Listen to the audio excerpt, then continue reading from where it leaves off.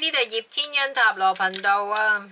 Pick 幾卡 Angel Message Shots， 請先靜落嚟，深呼吸，揀以上呢4組。第一組係關於啲咩嘅呢？你都迷咗喺谷底好耐，但係呢度 Angel 咧就話俾你聽，有個大開心嘅轉變。你要相信你自己係可以走得出嚟嘅。可能第一組你係水象星座，仍容易俾其他人影響到你嘅感受啊。你要多啲 connect to 你嘅 inner self， 祈請天使幫助你，咁你就會快啲走入呢一個大開心嘅轉變，唔需要擔心嘅。第二組，哇！第二組你要你好過第一組啲嘅，我哋睇下咩先。你係覺得自己成日都係一個人，冇人明白你，你亦都裡面有一團火。其實你係有理想，你有目標嘅，不過一直以嚟你覺得冇人支持你，天使呢係一直睇住你，亦都係支持你。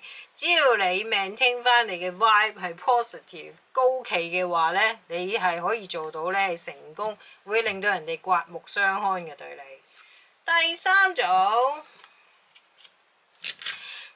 組你需要 connect to 你嘅 inner self， 提升翻你嘅能量。我點解咁講呢？呢組係啊，而家你呢就斷聯咗，你會覺得好漫無目的嘅，亦都忽然間個情緒呢就波動得好厲害，亦都想有人去拯救你。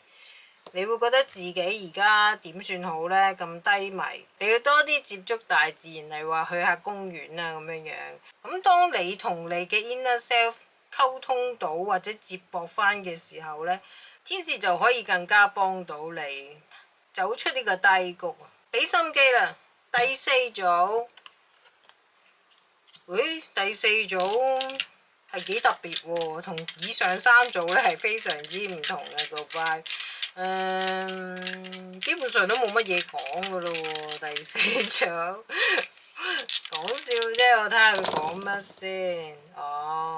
第四組你最近心情唔錯，亦都想去旅遊，有好多嘢想去探索，總之有好多嘢去想做啦，亦都心情係唔錯嘅。所以而家天使呢就話都係 up to 你自己想點嘅啫。非常好啊，第四組。多謝你收看葉天恩塔羅頻道，歡迎訂閱、讚好、分享同埋留言，拜拜。